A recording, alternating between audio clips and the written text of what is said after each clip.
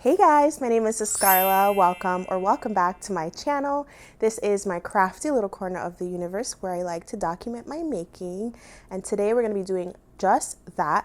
I'm actually super excited because this is my first ever sponsored video. The lovely folks over at Hooks and Needles sent over 3 of their boxes, and I'm going to be giving you my honest opinion.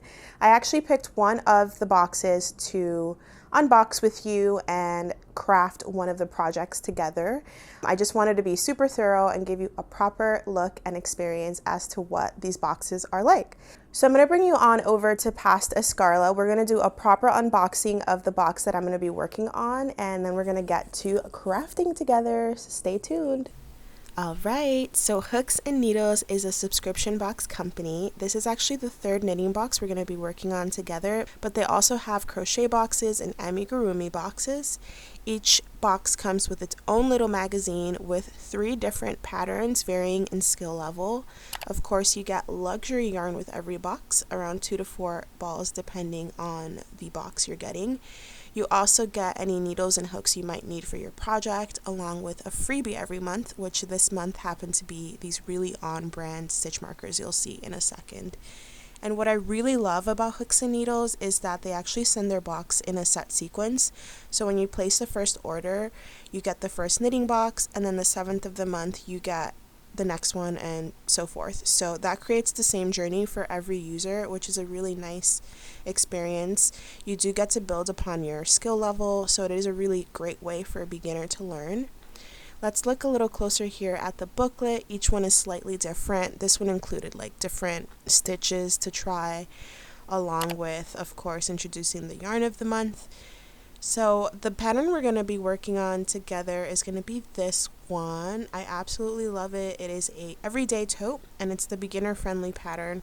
You also get an intermediate pattern, which is the rainbow apron in this case, and then you also get an advanced pattern, which is this infinity cabled scarf situation. Every pattern does come with its own QR code, so you can get the digital version or also get to see the YouTube videos that correspond with each pattern if you happen to get stuck. So let's get on to crafting together. Here we are. I did watch some other creators' content around these Hooks and Needles boxes, and most of them don't actually make the project. And if they do, they usually do either the project from the first knitting box or the first crochet box. So I decided to go with a box that I didn't see anybody work on, and that was the 3rd one. Like I already showed you in my little unboxing, this is the pattern I'm going to be working up. It is the everyday tote bag, and it's super cute. So you know me, I'm going to keep everything 100, and I will mention that the colors on the little pattern picture are much more saturated than the yarn itself. So just something I noticed at glance. Okay, so let's just briefly see what we're going to be doing. The pattern uses a mix of knit and purl stitches to create interesting texture changes throughout the bag. It's a simple construction, and it is knit in the round, which is always great. So what I really like about the little booklet here is that it comes with a QR code for you to scan, and that way if you're more of like a digital pattern person, you can do that. I tend to prefer digital versions of patterns because then I'm able to like make notes and save them in a non-space taking way, if that makes sense. So that's really nice to have, but I know that there's a lot of people that prefer physical copies of patterns, so it's nice that they give you the option of both and they don't take away that physical aspect. But yeah, it looks like we're going to be using up both skeins of the merino yarn, and it's pretty simple. It's just a lot of knitting and purling, slipping yarn overs and knitting together. So there is a gauge swatch on it, which I do recommend, but something I did want to mention is if you don't meet gauge, you're pretty much stuck with the needle size that they chose. So if you tend to be like a tighter knitter or a looser knitter, you might require more yarn. So that's something to consider. We will see how much yarn I actually end up working through. Because I just want to be super thorough, I'm going to go ahead and weigh this. It says it's a 50-gram ball. I'll put on camera here how much it actually weighed out to be, and then that way we can get like an accurate weight, but also see how much yarn we go through when knitting this bag. So yeah, pretty simple. And another big plus is, sorry, there's like a glare because I'm by my window, but hopefully you can kind of see that. There are pictures for all of the steps. So it really is very user-friendly, and I love that for you if you are a beginner. So yeah, let's get started. Okay, so we're going to cast on using the knitted cast on method. Make a slip knot, slide this onto the left hand needle. I got my trusty little yarn bowl, throw that in there, and let's get it. I'm so excited. Oh, I should time this, right? Just to see how long it takes. That's a good idea. Okay. If you're new here, I do have like a 5-month-old baby, so I think it'll be a good idea for me to do like a stopwatch so I can actually keep track of how long this takes me, because I know I'm gonna have to pause a lot. I don't have the freedom to just knit when I want to. So here we go. Start. I'm really struggling for some reason with this cast on. Okay. I'm so used to just like a long tail cast on that I feel kind of silly, but I want to just follow the pattern to the T, so that's why I am gonna just struggle. But I'm getting the groove now here with my knitted cast on. The tips are quite sharp, so that might not be for everyone. I prefer a sharper tip because then I'm able to like accurately get in there, you know. I'm finding that I am splitting the yarn a little bit because it is a chainette construction. I do like how sturdy the needles feel, and they do feel like a higher quality. The cable is on there very, very well, so you don't have to worry about anything happening there. For some reason, I'm finding that my tension is quite tight, and I think that's just because I'm not used to the knitted cast on.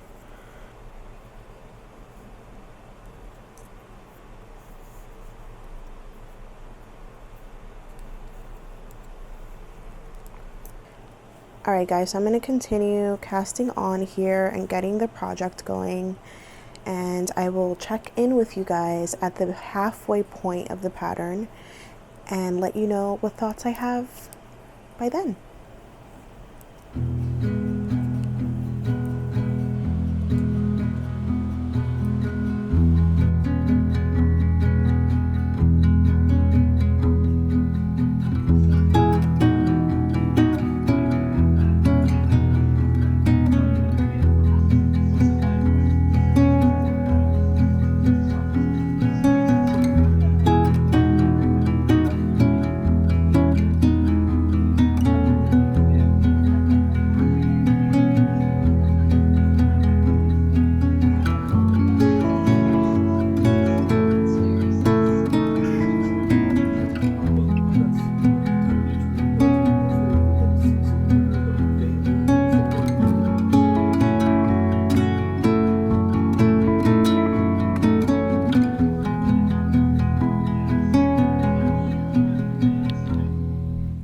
Alright, hi guys, checking in.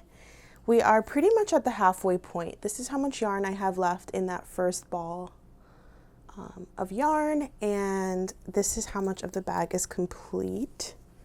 So I'm pretty much, I think, at the halfway point of the bag, not counting the straps that I still would have to do once I finish the bag. So far I've been knitting for about 3 hours and 40 minutes. I've been keeping tabs, and honestly, okay, here are all my thoughts. Firstly, I thought this would have been smaller.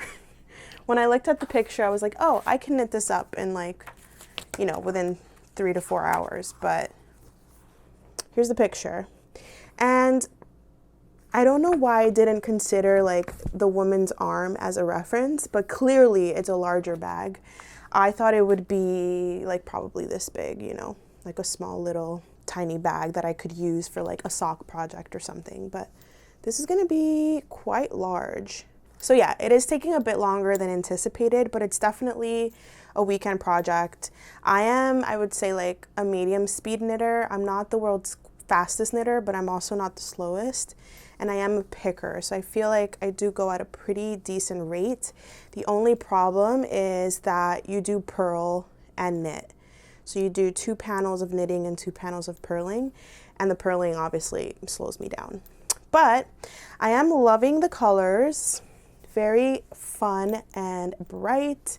So for the first 2 rounds, I feel like it took me much longer. I am definitely way tighter on my knitted cast on, but that was definitely a lot more finicky to set up, and the first round was obviously a little bit difficult because I did my cast on quite tight.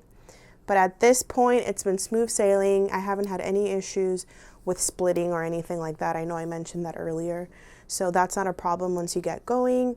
The needles are super sturdy. I can't complain. I really like them. And the yarn is like incredibly soft. Like, I wish I can have you guys feel what this feels like. But it's very cloud-like, plump. The chain net style of this definitely helps with the plumpness, but it doesn't feel stiff or anything. It has really good drape, which brings me to a little bit of concern regarding this being a bag. I feel like there's going to be quite a bit of stretching if I put any heavy objects, but I'll reserve my thoughts on that till the end. And I'll put like a couple of objects inside and see what it feels like. So yeah, the pattern's written super clearly. It's a very, very simple pattern, but I do like that it literally shows you how to purl and how to do like the knit 2 together. So really it is super beginner friendly. At first I thought it would have just written out the pattern normal, but it is very detailed regarding like any additional types of stitches that a beginner might not know, like knitting 2 together and all that. So I really enjoy that. I'm just quickly peeking whether, let me see.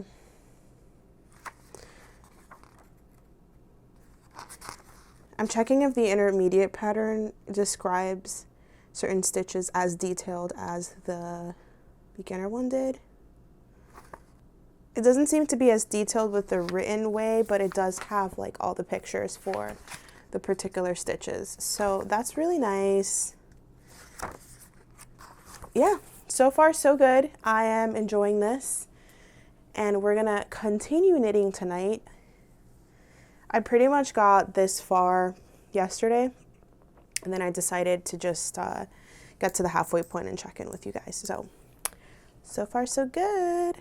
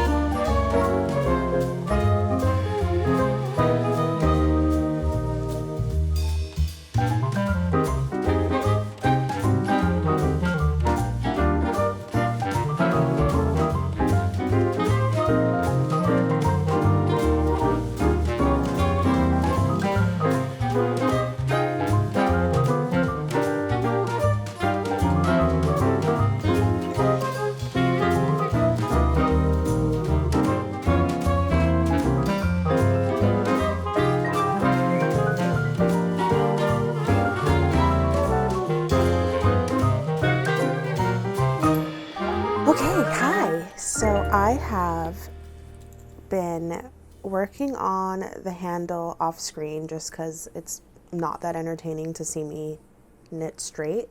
And I think this is the length I want it to be because it fits really nicely here like that.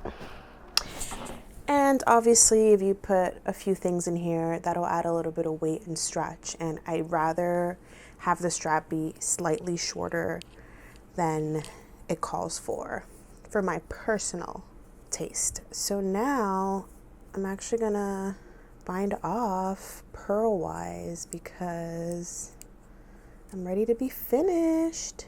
This was a very simple project, and I think the finished result is super cute. I think I'm gonna use this bag as a project bag because I don't really want to put anything heavy on it. I did mention in a previous clip, I'm pretty sure, about a knitted bag being a bit difficult because, you know, once you put something heavy in it, it's just going to weigh it down. And at the end of the pattern, it does mention that, to not put any heavy items. So I think it would have been nice if they put that at the start, because if most people are like me, they don't really read the full pattern. So it's something I already kind of figured just from experience. But I think a solution for that would be, I'm done here, so let me just cut this, or I'll just break the yarn. I think a solution for that would be to simply make a lining for the bag out of some sort of, you know, you could use like an old garment or something that you no longer use and line the inside, and then that way the bag will have more structure to it. At least whatever contents you put inside won't like fall over. Anyway, I already did the little weaving in part because I just need to wrap up this project here. But here's the finished bag. I absolutely love it. I think it's super cute. It's going to be the perfect project bag. I think I'm going to use it for when I knit like socks and stuff, which I've been wanting to get back into. Let's see what it says to do with the straps. I think it said to tie it into a knot, but not sure. Okay, insert the strap through the holes, make a knot with the beginning and the ending strap. So I think they literally just did this together. I think you could alternatively, if you don't want to do a knot, you could just sew the ends together so that it meets perfectly, and then you just have a strap, which I actually might do that instead of, yeah, I think I'm going to do that instead of tying it because I think it just looks a little cleaner. Yeah, super quick, super easy, definitely beginner friendly. There were no mistakes in the pattern. I think my only qualm was not mentioning the weight of it. Also, I was thinking about this while I was working this up. It would be cool if they included like a stitch counter in one of the early boxes. I'm pretty sure none of the other knitting boxes prior to this, because this is knitting box 3. I'm pretty sure knitting box 1 and 2 do not include that, and I think that would actually be a really helpful like add-on gift for beginner knitters so they can keep track of the rows they're on. I obviously am not a beginner knitter, but I usually just count my stitches, but I do recall when I was really new to knitting, I couldn't really make out my stitches as well, and it was harder for me to keep track of what row I was on. So I think that would be a nice like little additional gift. So just a little, I don't know, feedback for you guys if you want to include that in an earlier box, but maybe it's included in like a future box. I'm not sure since I only got to see the first 3 boxes. But yeah, overall this was a really fun experience. I thought this was much smaller than it actually was, so it took me a bit longer to make than I expected. In total, it was about 7 hours, so definitely a weekend make. I was a little bit worried just because you guys know I'm a new mom and I have a lot going on with my baby and with working and all of that, so it was a little bit longer than I would have wanted this project to be. But it is definitely doable within a weekend for anyone who isn't as kind of busy as I am lately. You guys, so here's the finished bag that we made together. I absolutely love it. I actually put 2 balls of yarn in here so you can kind of get a better idea of the shape. I'm really glad I slightly shortened the handle because it does stretch out based on what's inside.